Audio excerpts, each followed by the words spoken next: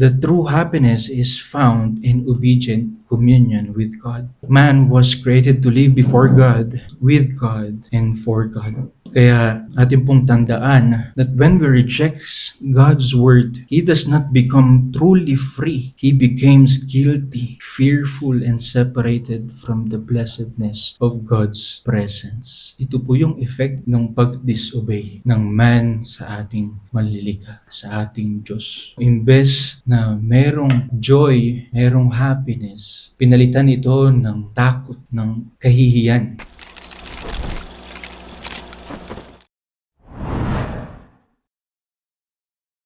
Magandang umaga po mga kapatid. At bago po tayo magsimula sa ating aaralin, tayo po muna ay manalangin. O dakilang Diyos, maraming salamat kung paano niyo kami tinipon ngayong araw. Kami ay patuloy na nagpapasalamat sa inyo na kayo ang patuloy na nagbabago sa amin sa pamamagitan ng inyong salita. At sa oras na ito, aming itinataas sa inyo ang aming pag-aaral sa inyong salita with the help of 1689 London Baptist Confession of Faith na aming pinag-aaralan. Kayo ang kumilos sa pamamagitan ng banal na Espiritu. Sa ganon, ng mga mali naming pagtingin o paniniwala ay maitama ninyo, Panginoon. Kaya kayo ang manguna at madakila pa rin sa aming pag-aaral na ito. Ito ang aming panalangin sa pangalan ni Jesus. Amen. Marami sa atin ang merong lisensya. Hindi po ba?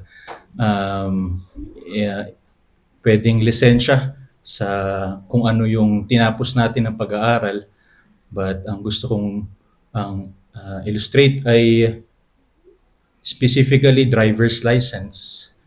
No, hindi man po lahat, pero marami po sa atin ang merong driver's license. At sa pamamagitan nito, nung bago yung driver's license natin, meron tayong joy or excited tayo na makapagmaneho. Personally, ganun yung na-experience ko, na excited ako laging mag-drive or gusto ko laging mag-drive, mapamotor man yan or sasakyan.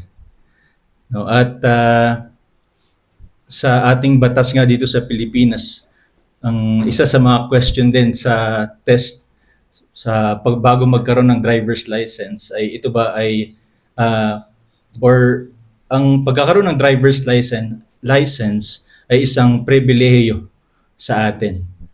At given na it is a privilege for us at given na rin na dapat tayong mag-ingat sa pagmamaneho, merong nilatag na batas patungkol dito. At katulad na lang ng hindi tayo pwedeng mag-beating the red light or mag-park sa kung saan-saan.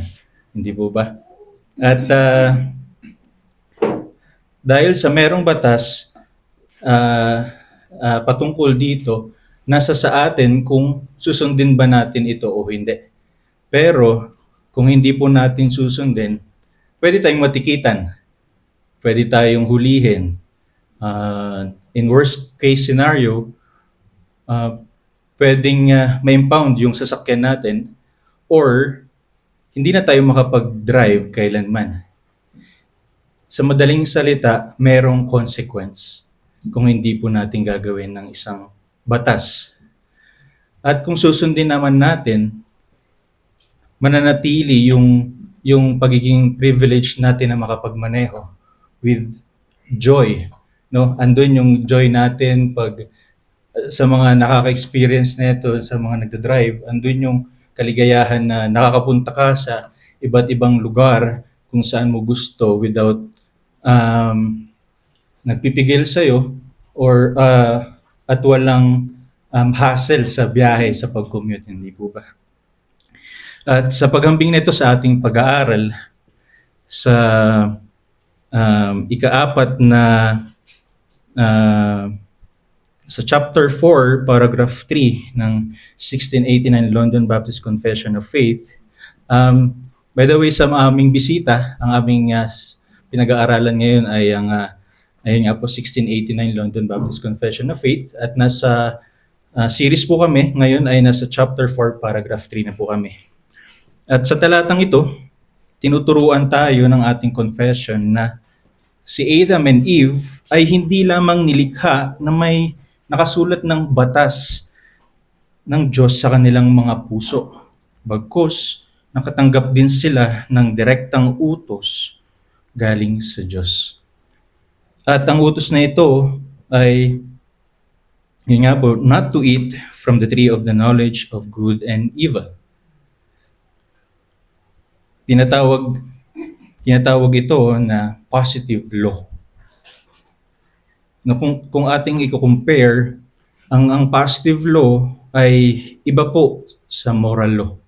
Moral law is known by nature because God engraved it upon the heart of a man.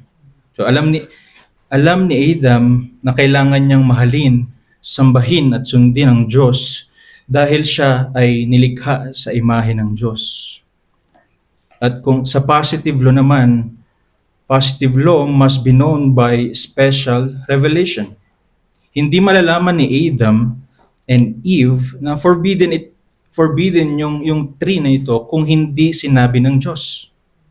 Pwede nating sabihin na ang positive law ay added commandment given by revelation. At yung commandment na ito ay nagre-required ng pagsunod dahil ito ay kinumand ng Diyos. Kaya sa ating pag-aaral ay ating tandaan that God's law was not intended to bring bondage and gloom, but to produce love, liberty, and joy. Si Adam and Eve ay hindi miserable under the authority of God, because they were blessed creatures living in communion with God, enjoying His creation and ruling under His good command. Kaya sa ating pag-aaral na ating makikita, nakahanda po ako ng 2 puntos patungkol po dito. At ang una dito ay makita natin kung yung command at communion of man with God. Sabi ng ating confession dito sa paragraph 3, itong unang part, besides the law written in their hearts, they receive a command not to eat of the tree of knowledge of good and evil, which whilst they kept, they were happy in their communion with God. Very clear na po ito, no? Kung iisipin, somehow self-explanatory na siya. But tignan natin sa reference nito sa ating scripture, Genesis chapter 2 verse 16 to 17, and the Lord God commanded the man, saying, you may surely eat of every tree of the garden, but of the tree of the knowledge of good and evil you shall not eat, for in the day that you eat of it, you shall surely die. Dito nakikita natin ang positive command ng Diyos kay Adam na malinaw, direkta at simple. No? Kainin mo lahat ng sa lahat ng puno na makikita sa garden, maliban sa iisa lang. No, very specific at iisa. Kung i-compare natin sa pagkakaroon ng driver's license, madaming law ang kailangang tuparin or hindi suwayin. But dito, very specific at very clear ang utos ng Diyos. Now, this command was not oppressive but God's generosity. Hindi pinagdamot ng Diyos ang kanyang mga nilikha kay Adam and Eve. Nakita natin yung pagiging generosity ng Diyos, no? God had already given Adam great freedom in the garden to freely eat from every tree except one. This command was a positive law because it came by divine revelation, reveal ng Diyos. Adam could not know it by nature alone. Of course, ayun nga yung sabi ko kanina, hindi alam ni Adam unless sinabi ng Diyos. The fruit itself was not naturally evil or sinful because of its substance. It became forbidden because God commanded Adam not to eat it. Therefore, the main issue was not the fruit, but the authority of God's word. Ang utos na ito ay sinusubok ang pagsunod ni Adam. Ang tanong ay magsasubmit ba si Adam sa revealed will ng Diyos? Magtitiwala kaya siya na ang command ng Diyos ay mabuti? O mamumuhay kaya siya bilang isang nilikha lamang under the authority ng dakilang manlilikha? Positive law teaches that God has the right to command His creatures, even when the command depends only on His revealed will. Itong pag-prohibit na ito ay nag-exist within the blessedness of creation. Adam and Eve had freedom to enjoy the bounty of Eden. Pero pinrohibit sila ng Diyos sa iisa lang, no? But there was one prohibition that had to be kept. God's law was designed to inspire love, liberty, and joy. This means that obedience to God was not enemy of Adam's happiness, but the path of Adam's happiness. Nung sumusunod pa sila Adam and Eve, masaya sila na nakikipag-communion sa Diyos. Yun ang kanilang greatness, blessedness. Eden was beautiful, but Eden's highest joy was not merely the garden. It was the presence of God. Adam and Eve lived before God without guilt. No, namumuhay sila nang hindi nagtatago, nang walang takot. They knew God as their creator at they enjoyed direct fellowship with Him. Pero pinakita sa Genesis chapter 3 verse 8 to 10 kung ano ang nangyari pagkatapos nilang magkasala. Tandaan po natin, meron silang joy na sumunod sa ating manlilikha. But these verses reveals, ipapakita sa atin kung anong nangyari pagkatapos nilang magkasala. Genesis 3 verse 8 to 10, and they heard the sound of the Lord God walking in the garden in the cool of the day, and the man and his wife hid themselves from the presence of the Lord God among the trees of the garden. But the Lord God called to the man and said to him, "Where are you?" And he said, "I heard the sound of you in the garden, and I was afraid because I was naked, and I hid myself." After Adam and Eve disobeyed, they hear the sound of the Lord God in the garden, and they hid themselves from His presence. Yung presensya ng Diyos na dati ay nagbibigay sa kanila ng kaligayahan, ay ngayon ay nagbibigay na sa kanila ng takot. Sin turned communion into hiding. Sin turned peace into shame.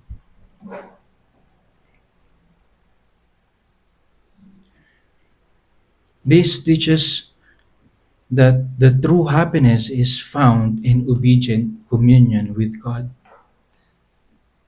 Man was created to live before God, with God, and for God. Kaya atin pong tandaan that when we reject God's word, He does not become truly free.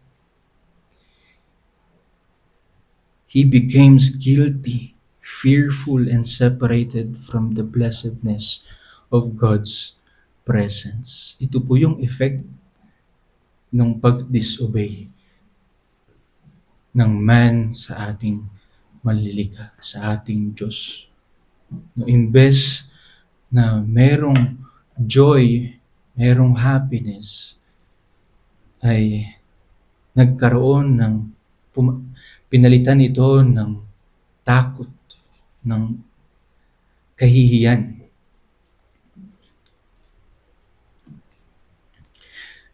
At dahil nakita natin yung utos ng Diyos at gaano kaganda na merong communion sa ating Diyos, at nakita din natin na if we disobey, merong effect, merong consequence na nangyari.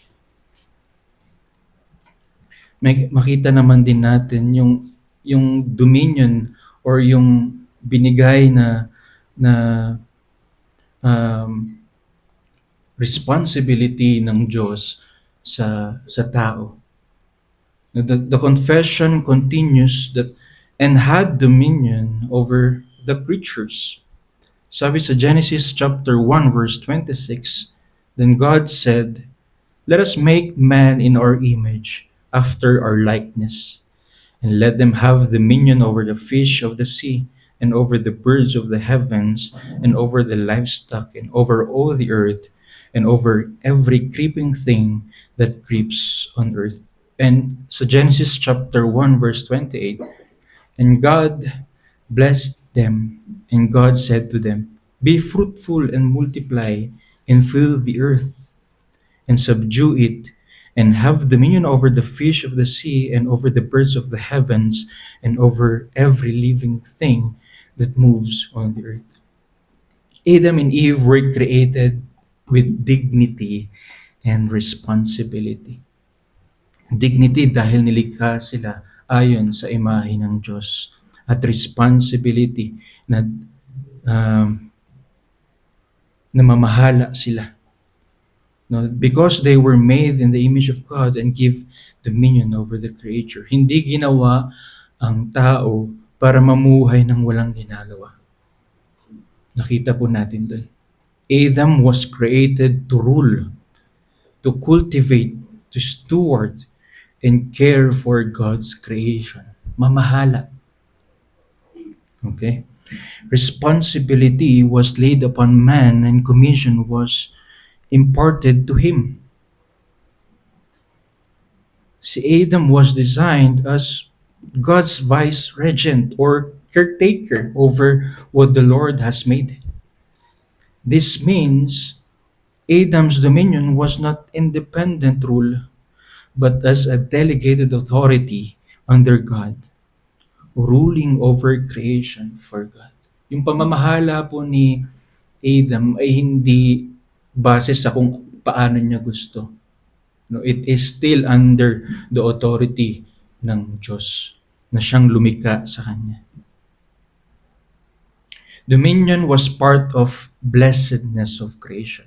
Adam's labor was good because it was given by God and done in communion with God. Therefore, work and responsibility existed before sin. Dominion was not a curse. Steward was not a burden.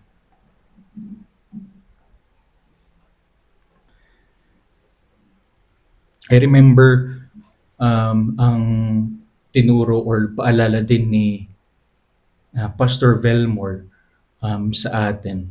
One of the Sunday school din, nung nag-i-start pa lang tayo or nasa kalagitnaan tayo ng chapter 1, paalala niya sa atin that ang trabaho ay hindi siya after fall. No, hindi nasabi kanina nga, hindi siya curse. Kaya atin itong pag-ingatan. Sabi niya pa nga, pinag-pray natin to as a church. Shinare ng bawat isa din, pinag-pray natin. No, hindi po siya yung responsibility natin sa ating trabaho ay hindi siya bunga. Of course, dahil nahihirapan tayo kaya merong pagnanais na mapadali ang trabaho. O lalo sa isang virtual assistant na sa bahay lang, ay magnakaw ng oras. I mean, pwedeng maging idle, no? Or sabihin lang na ganitong oras ako nagtrabaho. No? Kaya andun yung reminder na balik tayo dun sa creation. Ito ay binigay na mandato or command ng Diyos sa tao.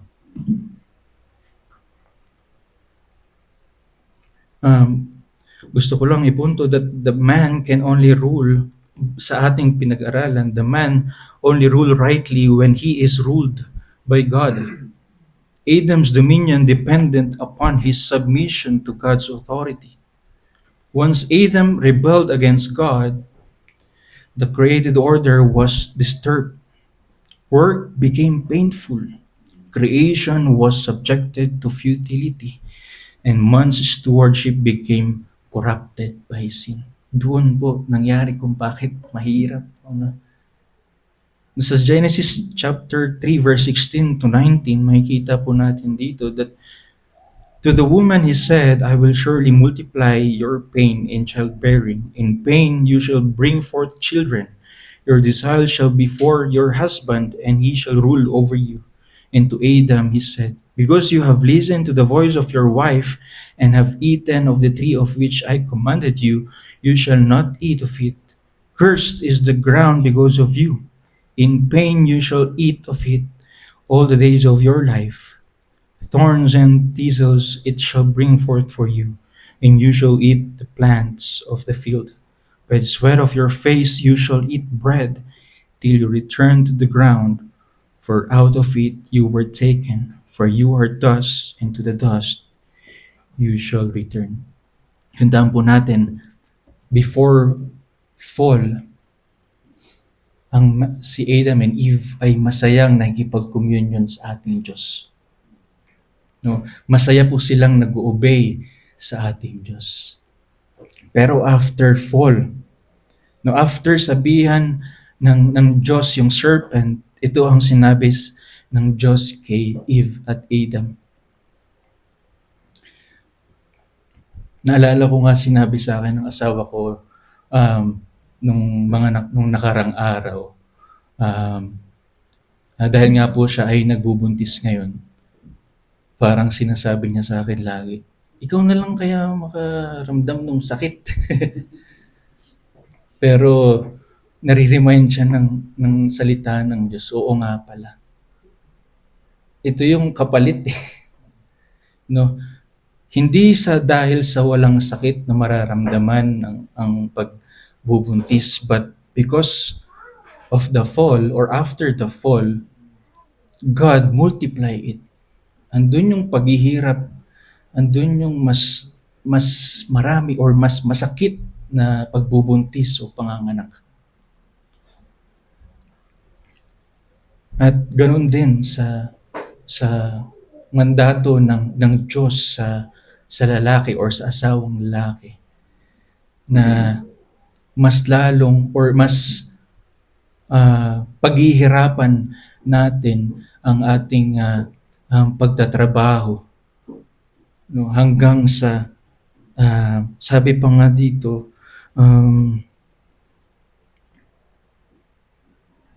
by the sweat of your face, dahil sa hirap, no, yung pagpapawis natin, no, di ba pag nahihirapan tayo, ganun yung nangyayari.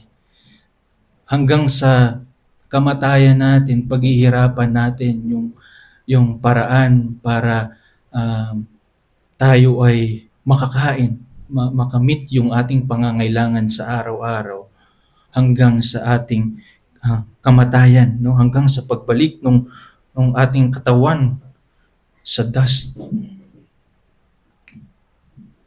Ang gusto ko lamang ipaalala that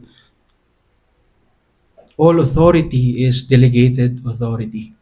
yung authority na binigay ng Diyos sa tao ay delegated lamang ng Diyos. Whether in the family, church, or sa ating mga trabaho, sa ating society, man must exercise responsibility under the lordship of God. We are now owners in the absolute sense, but we are stewards. Everything we have must be used according to God's will and for God's glory. Kaya sa ating dapat nating gamitin ang ating mga trabaho, ang ating gifts, ang ating mga oras, resources, even yung leadership, ating mga responsibility as stewards before God. We must not live as if we are autonomous. God made man to rule under him, not apart from him. Therefore, every area of our life must be brought under the authority of God's word. At bago po tayo magtapos sa pag-aaral na ito po ay maiksi lamang dahil maiksi lamang po yung paragraph 3, ang huling paragraph ng chapter 4. Nais ko po lamang na ibahagi na ang talatang ito, ang paragraph na ito, it also points us to Christ. Adam was placed in the garden of abundance, given one prohibition lang, but he failed. But Christ came into a fallen world. Dumating siya sa fallen world na ito. Sumunod sa Diyos, sumunod sa Ama perfectly, resisted temptation and fulfilled all righteousness. Again, Adam's disobedience brought guilt, shame, and death. He lost blessed communion with God. His dominion was damaged by sin. But Christ's obedience brings righteousness, forgiveness, and life. He restores sinners to communion with God. Christ reigns as the true King, and through him, his people will inherit the renewed creation. Sabi sa Romans chapter 5 verse 19, for as by the one man's disobedience, the many were made sinners, so by the one man's obedience, the many will be made righteous. Therefore, our hope is not in the first Adam, but in Christ, the last Adam. He obeyed where Adam failed, where first Adam failed. He restores what first Adam lost, and he brings his people into a greater blessedness than Eden itself. Kaya sa ating pagtatapos, ang 1689 London Baptist Confession of Faith sa chapter 4 verse 3, tinuturuan tayo ng dalawang main truths. Una, Adam received a positive command from God, and while he obeyed, he enjoyed happy communion with God. No? This command was not oppressive. Again, hindi po ito hadlang sa kanila, but wise and good. Sabi nga ni James Renihan, it was an added commandment given by revelation, requiring obedience because God had spoken. At diniin pa ni Earl Blackburn, God's law was not intended to bring bondage and gloom, but love, liberty, and joy. At pangalawang katotohanan that Adam had dominion over the creatures. This dominion was blessed responsibility under God's authority. Man was created as God's image bearer and steward over creation. But this rule was never meant to be independent from God. Yet, Adam failed. He broke God's command, lost the joy of communion, and damaged man's dominion. Therefore, we must look to Christ, the last Adam, who perfectly obeyed the Father and restores his people to true blessedness and communion with God. Tayo po ay magwakas sa panalangin. Ama naming Diyos, maraming salamat sa inyong kadakilaan na siyang nanguna sa aming pag-aaral na ito. Salamat sa mga naipaglilinaw ninyo, bagamat ito ay hindi bago sa ilan sa amin. Pero kami ay nagpapasalamat sa patuloy niyong pagpapaalala ng inyong salita, kung paano kayo kumilos sa simula ng mundong ito, bago pa man kayo mag-create, Panginoon. Maraming salamat sa paglilinaw sa amin ng itong katuruan na ito, na sa pagsunod sa inyo ay mayroong kaligayahan, mayroong joy, O God. Maraming salamat sa inyong salita na siyang patuloy na nagbabago sa amin. At being covenanted with you, thank you for reminding us sa consequence din ng hindi pagsunod sa inyong salita.